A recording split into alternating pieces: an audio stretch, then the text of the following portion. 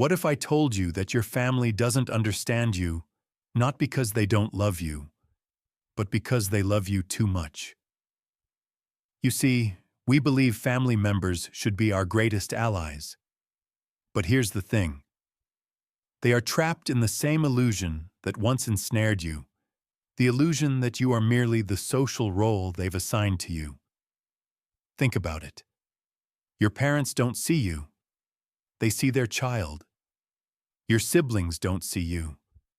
They see their brother or sister. They're not seeing the real you that exists beyond all labels and expectations. And this misunderstanding, it's not a failure of love, but rather a profound opportunity for awakening. The very love that binds your family to you is often the same force that prevents them from truly seeing you. This is the great paradox of family relationships. You see, when someone loves you deeply, they form an image of who you are. They create a character in the story of their life, and that character is you. But that character is not actually you. It is a construction, a mental formation, an idea about you that exists in their mind. Have you ever noticed how your parents still talk about things you did when you were 7 years old? Or how your siblings still expect you to play the same role in arguments that you played when you were teenagers? It is as if time has stood still in their perception of you. But here's the thing. You are not a fixed entity. You are not the same person you were yesterday, let alone 10 years ago. Every cell in your body has been replaced many times over. Every thought pattern has evolved. Every belief has been challenged and either strengthened or abandoned. The you that exists in this moment has never existed before and will never exist again. Think of yourself as a river. From a distance, a river appears to be a single, consistent entity. We give it a name: the Mississippi, the Amazon, the Ganges.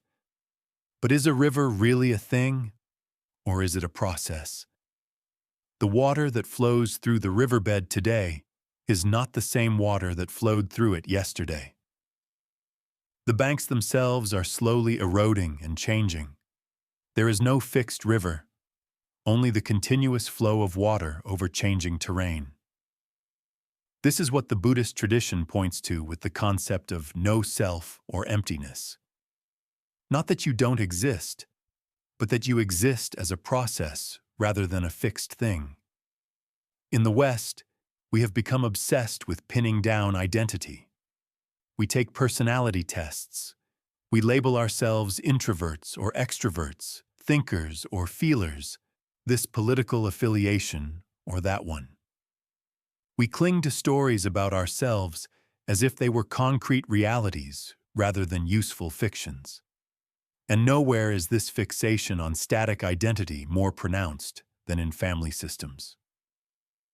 Your family believes they know you. They believe they have you figured out. And in this belief lies the seed of profound misunderstanding.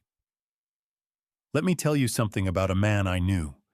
He was the middle child in his family, and from an early age, he was labeled the rebellious one. His older brother was the responsible one. His younger sister was the charming one, and he was the troublemaker. For years, he fulfilled this role dutifully, getting into scrapes at school, arguing with his parents, experimenting with lifestyle choices that shocked the family. But in his 30s, he experienced a profound spiritual awakening. He became contemplative, responsible, deeply ethical in his choices. Yet when he visited his family, they continued to treat him as the wayward rebel.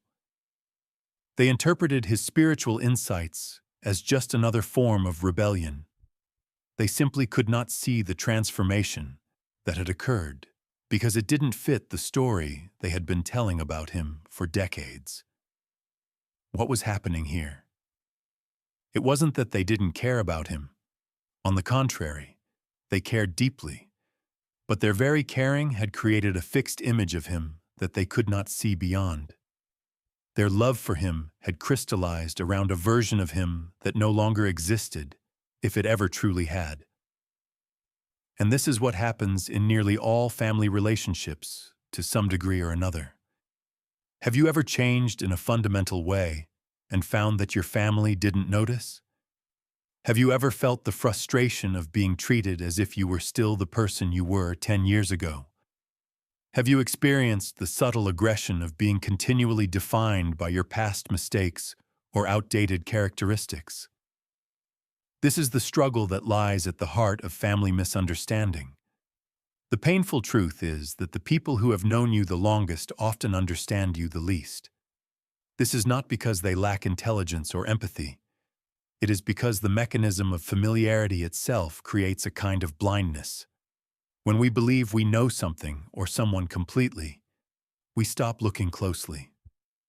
We stop being curious. We stop seeing what is actually there, and instead see only our idea of what should be there based on past experience. You see, there is a difference between knowing about someone and truly knowing them. Your family knows countless facts about you. They know your childhood ailments, your favorite foods, your academic achievements, your relationship history. But do they know the quality of your inner life? Do they understand the evolution of your consciousness? Can they see the subtle shifts in your being that have occurred through your life experiences? Rarely. Because this would require them to release their attachment to who they believe you are, and instead encounter you fresh in each moment without preconception. What if the very mechanism of love creates the barrier to understanding? What if the intense attachment that family members feel toward one another is precisely what prevents them from seeing each other clearly? This is not to say that love itself is the problem, but rather that our conventional understanding of love is often entangled with possession, expectation, and projection. We believe we love people, but often what we love is our idea of them, our history with them, the role they play in the story we tell about ourselves. There are specific ways this misunderstanding manifests in family relationships. There are distinct veils that obscure clear seeing between family members.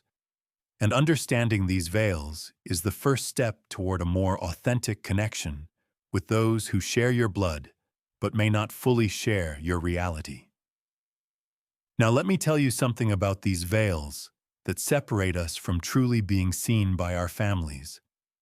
Now let me tell you something about these veils that separate us from truly being seen by our families. There are 4 primary ways that families misunderstand us. 4 distinct veils that obscure clear seeing between people who share the most intimate of bonds. We all experience these misunderstandings to some degree, and understanding them is the first step toward a more authentic connection. Number 1. The historical self-veil. This is perhaps the most common form of familial misunderstanding, and it stems from the simple fact that your family has known you longer than almost anyone else in your life. They have accumulated a vast library of memories about you, stories about who you were at different stages of your development. They remember you as a toddler taking your first steps. They remember you as a child throwing tantrums when you didn't get your way. They remember you as a teenager rebelling against authority. They remember. They remember. They remember. But memory is not the same as perception. Memory is static while you are dynamic.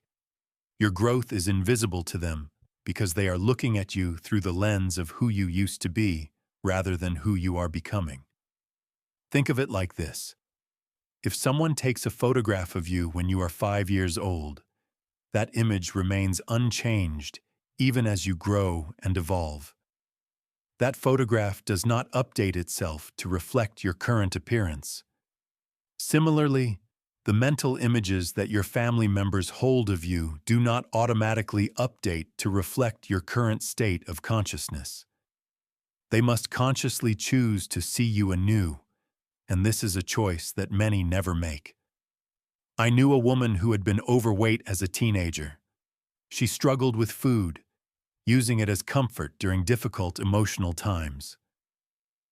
In her 20s, she transformed her relationship with her body. She developed a healthy approach to eating, not as a diet, but as a lifestyle. She became physically strong through yoga and hiking. Yet whenever she visited her parents, her mother would hide sweets around the house, assuming she would binge when no one was looking. Her mother could not see the woman she had become because the image of the struggling teenager was so deeply imprinted in her mind. The historical self-veil prevented true seeing. Number 2. The projected self-veil. This veil is more subtle but equally powerful. Your family members, like all humans, are constantly projecting their own unresolved issues, unfulfilled desires, and unconscious fears onto others. And who better to serve as a screen for these projections than the people they are closest to? When your mother tells you that you should pursue a more stable career, is she really seeing your unique gifts and calling? Or is she projecting her own fear of instability onto you? When your father criticizes your relationship choices, is he seeing your partner clearly? Or is he projecting his own relationship disappointments onto your situation? Here is the paradox of projection. The more intensely someone believes they know what is best for you, the more likely it is that they are not seeing you at all, but rather a reflection of their own psyche. What they present as concern for you is often concern for the parts of themselves that they see in you or wish to see in you. What if your brother, who constantly advises you to be more cautious in business, is actually speaking to the reckless part of himself that he fears? What if your sister, who urges you to leave a relationship, is actually addressing her own unwillingness to leave situations that no longer serve her? Isn't it ironic that those who claim to know us best are often the ones most blinded by their own unacknowledged psychological material? Number 3. The role-bound self-veil. Families function as systems, and like all systems, they seek stability and homeostasis. One of the primary ways family systems maintain balance is by assigning roles to each member. He is the smart one. She is the beautiful one. He is the peacemaker. She is the troublemaker. These roles are not arbitrary, but emerge from the complex interplay of personality, parental expectation, and the overall needs of the family system. Think of a forest ecosystem. Every species occupies a specific niche. The tall trees capture sunlight. The understory plants thrive in shade. The fungi decompose dead matter. Each plays its role, and the system functions smoothly because of this division of labor. Similarly, family systems operate most smoothly when each member plays their assigned role without challenging the overall structure. Have you ever tried to change your role within your family? Have you ever attempted to show them aspects of yourself that don't fit neatly into the box they've placed you in?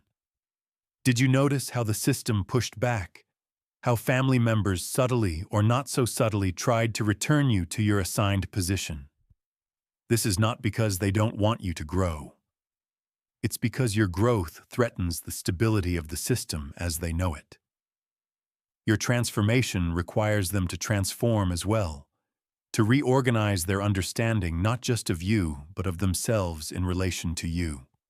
I once knew a man who had always been the family scapegoat. When family conflicts arose, everyone knew who to blame.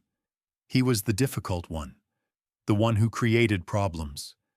In midlife, he did tremendous inner work, healing childhood wounds and developing healthy boundaries. The next time a family conflict erupted, he refused to accept blame. He remained calm and centered. Do you know what happened? The family system went into crisis. Without their scapegoat, they had no mechanism for releasing the tension that had built up. they had to face their own dysfunction. Some family members tried desperately to provoke him into playing his old role. Others grew uncomfortable around him because they didn't know how to relate to this new version of him. The role-bound self-veil had been torn, and everyone was disoriented as a result. Number 4. The conditional love veil. This is perhaps the most painful of all familial misunderstandings, for it strikes at the very heart of what we long for from our families' unconditional acceptance and love. Many families love conditionally, though few would admit it. They love the version of you that conforms to their expectations. They love the you that makes choices they understand. They love the you that validates their worldview and life choices. What if their love is not for you, but for the idea of you? What if the very affection you have longed for all your life is directed not at your true self, but at a carefully constructed facade that meets their conditions? This is the quiet heartbreak at the core of so many family relationships. The person who is most deeply loved is not the real you, but a fictional character who exists primarily in the minds of your family members. Let me be clear. This does not mean your family doesn't love you. They do, deeply and genuinely. But they love you through the filters of their own limitations, through the veils we've been discussing.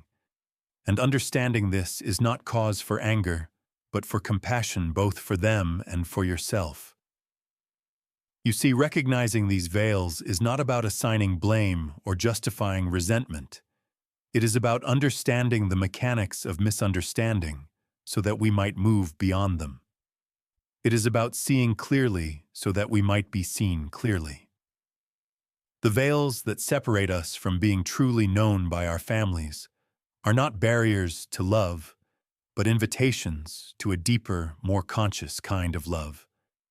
A love that sees beyond the historical self, beyond projections, beyond roles, beyond conditions. A love that recognizes the fluid, ever-changing nature of what we call the self. You see, recognizing these veils is not about assigning blame or justifying resentment. It is about understanding the mechanics of misunderstanding so that we might move beyond them. It is about seeing clearly so that we might be seen clearly. The veils that separate us from being truly known by our families are not barriers to love, but invitations to a deeper, more conscious kind of love. A love that sees beyond the historical self, beyond projections, beyond roles, beyond conditions. A love that recognizes the fluid, ever-changing nature of what we call the self. But now we come to the great paradox at the heart of this inquiry. What if I told you that the very desire to be understood by your family is precisely what prevents authentic connection from occurring? This may sound counterintuitive, yet it points to a profound truth. When we seek understanding, we are reinforcing the idea that there is a fixed self to be understood. We are saying, in effect, this is who I am. See me, recognize me, validate me. But in doing so, we are clinging to a particular version of ourselves that we want acknowledged. We are freezing the river of our being into ice cubes of identity and asking our families to confirm the shape and size of these cubes. The desire to be understood is natural. We all yearn to be seen clearly by those we love. Yet this desire creates a subtle suffering, a tension between what is and what we wish would be. It places our well-being in the hands of others, making our peace contingent on their capacity to see us clearly. And this capacity, as we have explored, is limited by the veils through which they perceive reality. Have you noticed how exhausting it can be to try to make your family understand you? Have you felt the frustration that arises when, despite your best explanations and clearest communication, they still respond to you as if you were someone other than who you know yourself to be? Have you experienced the circular conversations that never seem to result in greater understanding, but only in greater fatigue and resignation? This is because the project of making yourself understood is fundamentally flawed. It assumes that with enough explanation, enough evidence, enough time, they will finally see you clearly. But seeing clearly is not primarily a matter of information, but of perception, and perception is shaped by factors far deeper than rational understanding. I knew a man who spent decades trying to make his father understand him. He longed for his father to recognize his spiritual path, to validate his life choices, to see the wisdom in decisions that appeared foolish from a conventional perspective. Year after year, conversation after conversation, he tried to bridge the gap between his reality and his father's perception of him. The misunderstanding caused him immense pain. He interpreted it as rejection, as evidence that he was fundamentally flawed or unlovable. But one day, he simply surrendered. Not in defeat, but in wisdom. He realized that his father's inability to understand him was not a personal failure, either of his father or of himself. It was simply the natural outcome of two very different consciousness structures attempting to communicate across a vast divide. In that surrender, he found a peace that had eluded him throughout his struggle for understanding. He could now simply be with his father without needing him to be different than he was. And strangely, paradoxically, it was only after he released the need to be understood that moments of true understanding began to spontaneously occur between them. This brings us to the 4 pathways to authentic connection despite misunderstanding. These are not strategies or techniques, but rather orientations of consciousness that naturally give rise to more genuine relationships. Number 1. Transcending the need for validation. When we know ourselves deeply, when we have a clear sense of our own values, purpose, and nature, we become less dependent on external confirmation of our reality. Self-knowledge creates a stability that cannot be shaken by misunderstanding. It allows us to stand firm in our truth, even when others fail to recognize it. This is not about becoming rigid in our self-concept, but rather about developing such intimacy with the flow of our being that we no longer need others to validate its course. Think of a tree deeply rooted in the earth. It does not need to convince anyone of its tree nature. It simply grows according to its inherent pattern, responding to sunlight and rain, wind and soil. Its authenticity is not dependent on recognition, but on alignment with its true nature. Similarly, when you know yourself deeply, family misunderstanding loses its sting. You can engage with them from a place of groundedness rather than need. Number 2. Compassionate perspective taking. When we truly understand the veils through which our family members perceive reality, we can develop compassion for their limitations. This is not about condescension or superiority, but about recognizing that they are doing the best they can with the consciousness structure they have developed. Their misunderstanding of you is not a choice they are making, but a limitation they are experiencing. Your parents are viewing you through the veils created by their own upbringing, by the cultural conditioning they received, by the psychological wounds they carry. They cannot see beyond these veils any more than a person wearing blue-tinted glasses can see colors accurately. Understanding this can liberate you from taking their misperception personally. It allows you to interact with the actual people before you, rather than with your idea of who they should be or how they should perceive you. Number 3. Authentic self-expression without expectation. When we drop the need for approval or understanding, we can express ourselves more freely and genuinely. This creates a very different energetic in family relationships. Rather than carefully curating what we share based on what we think will be accepted or understood, we simply allow our authentic being to be present. We speak our truth not to convince or to be validated, but simply because it is our truth. This is not about being callous or inconsiderate of others' feelings. It is about recognizing that true connection can only occur between authentic beings. As long as you are modifying your self-expression to secure understanding or approval, you are not actually present in the relationship. You are presenting a version of yourself designed to elicit a particular response. And in doing so, you perpetuate the very dynamic that prevents true seeing. Number 4. Embracing the mystery of being. At the deepest level, the self that we are cannot be fully understood or articulated, even by ourselves. We are not fixed entities, but ongoing processes, rivers of consciousness in constant flow. When we embrace this mysterious, ungraspable nature of being, we release ourselves and others from the impossible task of complete understanding. Think of the vastness of the night sky, how it evokes both wonder and humility. We do not expect to comprehend the entirety of the cosmos, yet this does not prevent us from gazing up in awe and appreciation. Similarly, when we recognize the unfathomable depth and complexity of each human consciousness, we can release the expectation of complete understanding while still engaging in the dance of relationship with wonder and respect.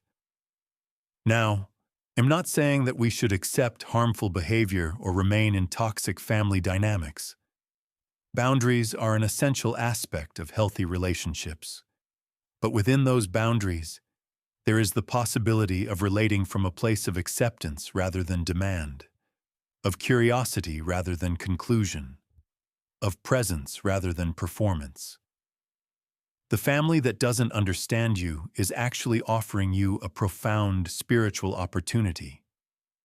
Their misunderstanding creates the conditions for a deeper self-knowledge and a more authentic way of being in relationship. They are, without intending to, pushing you beyond the need for external validation and toward a more essential experience of your own nature. They are inviting you, through their very limitations, to discover a love that transcends understanding, a connection that does not depend on being seen clearly, but on seeing clearly yourself. But here's the thing. The journey we've been exploring is not merely about making peace with family misunderstanding. It is about discovering, through this particular challenge, a more authentic way of being in all relationships and indeed, in life itself. But here's the thing. The journey we've been exploring is not merely about making peace with family misunderstanding. It is about discovering, through this particular challenge, a more authentic way of being in all relationships and indeed, in life itself. Let us return to where we began, to the paradox that your family doesn't understand you not because they don't love you, but because they love you too much. Think about it. What we have been calling misunderstanding is actually a particular form of understanding. It is understanding filtered through love, through attachment, through the deep biological and psychological bonds that make family relationships unlike any other. The very intensity of these bonds creates the distortions we have been exploring.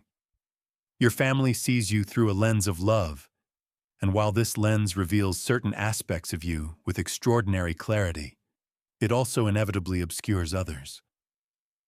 I have come to see through my own experience and through witnessing countless family dynamics that the quest to be understood is ultimately a quest for a kind of perfect love that no human relationship can provide. We long to be seen completely, to be known in our essence, to be recognized in our totality. This longing is not wrong. It speaks to a profound spiritual truth about our nature. But we err when we expect this complete seeing to come from other limited human beings, even those who share our blood and history. There are three realizations that have the power to transform your family relationships entirely. These are not strategies to implement, but truths to recognize. And when recognized deeply, they naturally give rise to a new way of relating.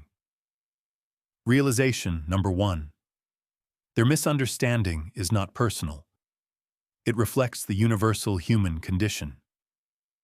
Every human being is viewing reality through the particular window of their consciousness structure. No one sees reality directly, objectively, completely. We all see partial aspects filtered through our unique combination of biology, conditioning, experience, and level of awareness. Your family members are not choosing to misunderstand you. They are seeing as clearly as they can through the windows available to them. This is not a defect or a failure. It is simply the human condition.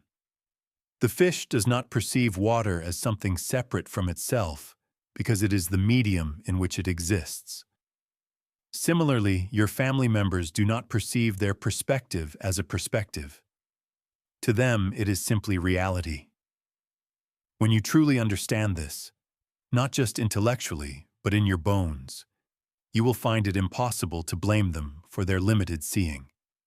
You will recognize it as the natural outcome of being human, of being finite consciousness in an infinite reality. Realization number 2. Understanding flows from being, not seeking. When you stop trying to make others understand you and instead focus on understanding yourself and them more completely, a curious shift occurs. The very quality of your presence changes. You become less reactive, less needy, more spacious and receptive.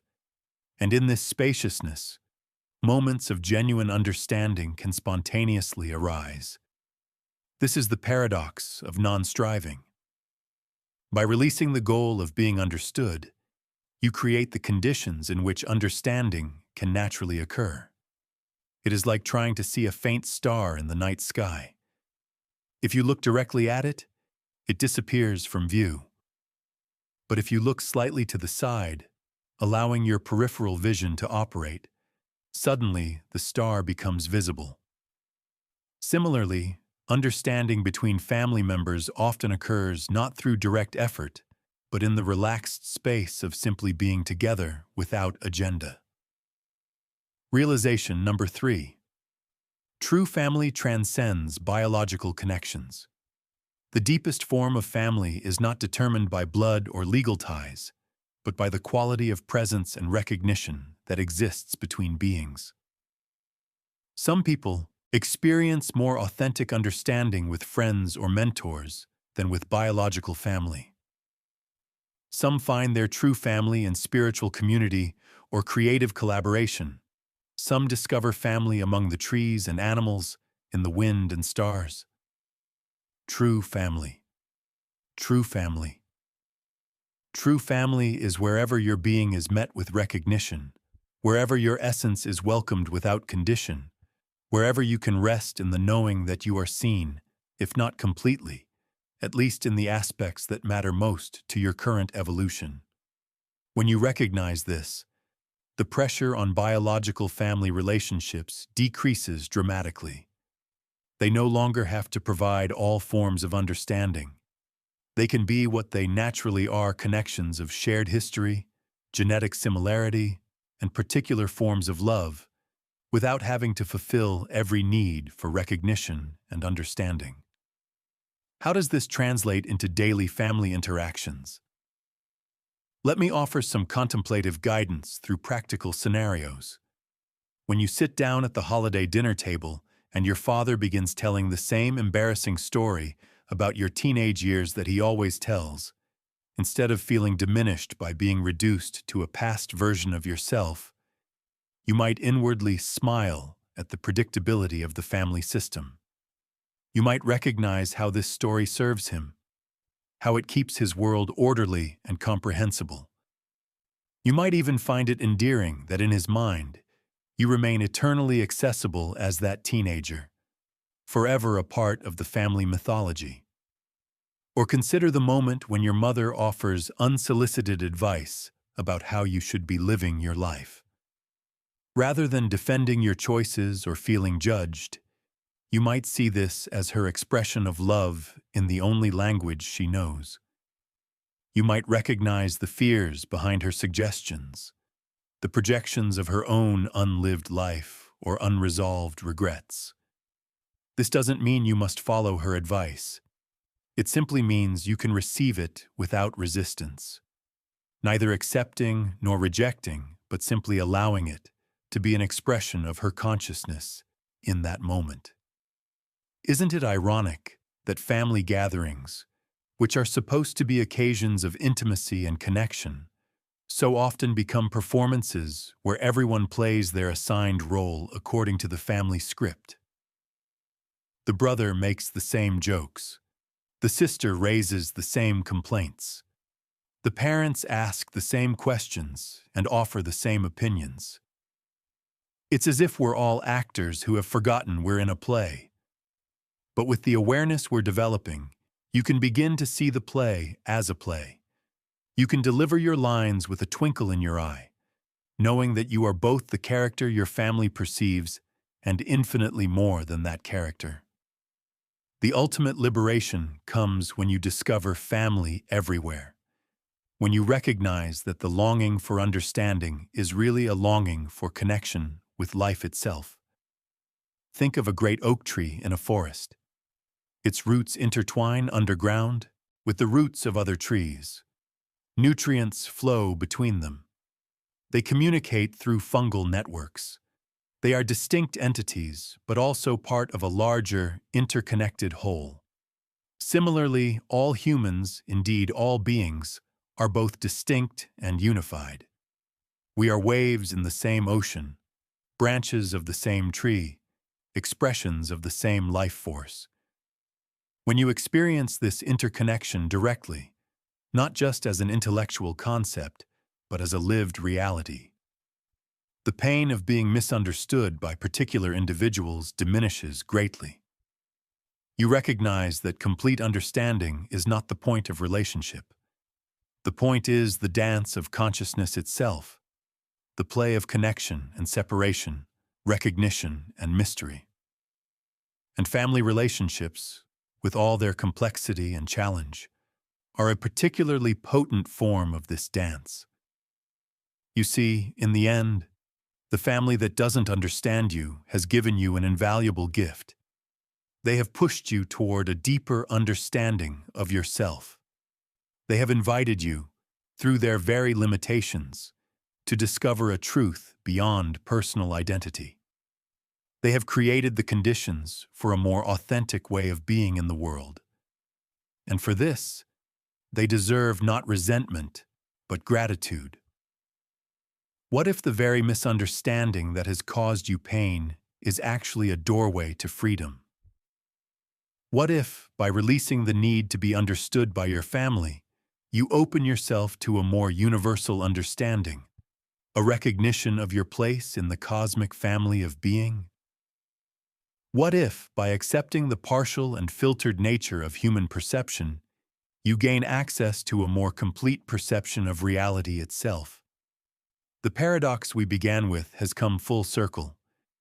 Your family doesn't understand you because they love you as they know how to love, through the veils of their own consciousness. And in this very misunderstanding lies the seed of a greater understanding, not just of family dynamics, but of the nature of consciousness itself. Not needing to be understood, you become more deeply understanding. Not demanding recognition, you begin to recognize the true nature of yourself and others. Not clinging to the fixed identity your family has assigned you, you discover the fluid, ever-changing, ultimately mysterious nature of what you truly are.